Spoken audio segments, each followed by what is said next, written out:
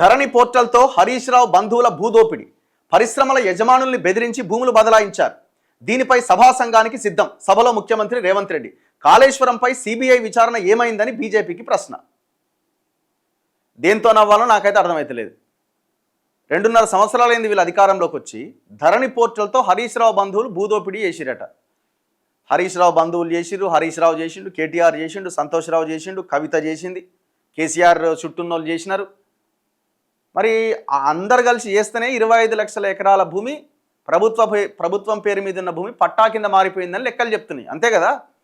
ధరణి అనే పోర్టల్ని టెరాసిస్ అనే విదేశీ కంపెనీకి ఇవ్వడం వల్ల జరిగినటువంటి భయంకరమైన మోసం ఇది తెలంగాణకి. ఈయనేమంటుండు, పరిశ్రమల యజమానుల్ని బెదిరించి హరీష్ రావు భూ బదలాయింపు చేసిందట. దాని మీద సభా సంఘానికి సిద్ధమట.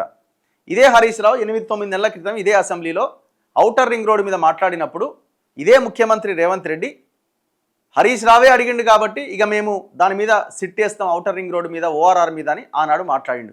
ఇంతవరకు సిట్టు లేదు, స్టాండు లేదు. దగ్గర 8 నెలల నుంచి 1 ఇయర్ అవుతున్నది ఈ ఔటర్ రింగ్ రోడ్డు మీద చర్చ జరిగి రేవంత్ రెడ్డి స్టేట్మెంట్ ఇచ్చి. మరి ఇంతవరకు ఎక్కడవా? అట్లాంటి సిట్టే ఈ సభా సంఘం కూడా. ఈయన సభా సంఘం వేయడు, సిట్ వేయడు, ఏమేయడు. ఇది ఓన్లీ నిన్నటి రోజు వరకే.